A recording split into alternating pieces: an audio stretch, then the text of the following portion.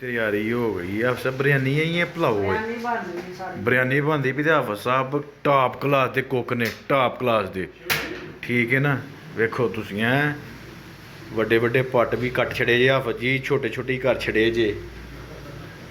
चलो कोई नहीं, है खाना ही है ना। मेरे हिस्से वाले मेरे वाली साइड से ज़्यादा पाए हो हैं। हाँ एक केरला वाले मसाला बनाया होया साढ़े वास्ते हैं। ये की बनाया नू पता नहीं हूँ की बना छड़िया साढ़े वास्ते, हूँ खावांगे तो पता लगेगा। चस आएगी चस है। तुहानू मिलाने हूँ अपने जे कांची करा किधर गया है,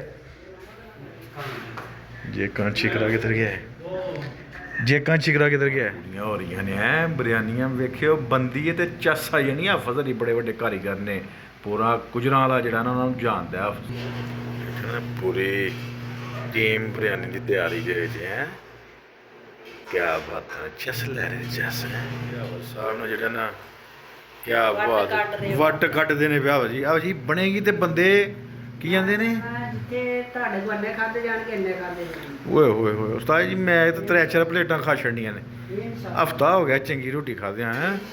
ते हाफिज हरी कहने ने जिते थोड़े खाने उत्थे तुहां 4-5 प्लेटां। ये मसाला बनदा पिया वेखियो तुसीं अज चस वाली हवा जी, पता लग जे हैं पूरे सऊदीया च रोले पै जान। जिन तुहाडी आपी कंपनी पूरी जिन है नहीं निकलदी। ये देखे ना, ये बुलू भाई बैठे हुए हैं।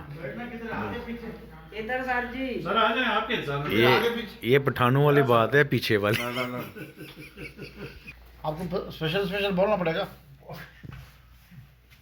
हाँ बाकी वाले मिलना और कौन सा ये कट करके अंदर बैठो नहीं तो बाहर बैठो। आ जाओ आ जाओ। ठीक है। और इकबाल ने किया सर। हाय हाय हाय, ऐसा उड़ा के डाल देना। इलेक्ट्रिशियन नहीं है, क्या चाहिए उसको? 200 रियाल चाहिए। ओए किसका पास है? ओए खुशबू तो ही चस आ रही। ओए होए होए बहुत बढ़िया है। ओए अब जी लगाते जर्दा कलर, लेकिन वो कैंसर पैदा करता है। अब जी जिला जिहड़ा लाहौरिया है उन्होंने तुहें ते नहीं किधरे।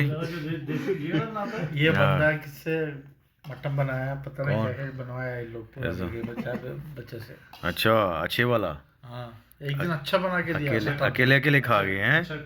लेकिन आपको सर जी मिस की है। अच्छा चलो कोई नहीं। फीस डालो फीस डालो। इंशाल्लाह गोश्त है नहीं यार इसमें, गोश्त है ही नहीं। गोश्त किधर चला गया है?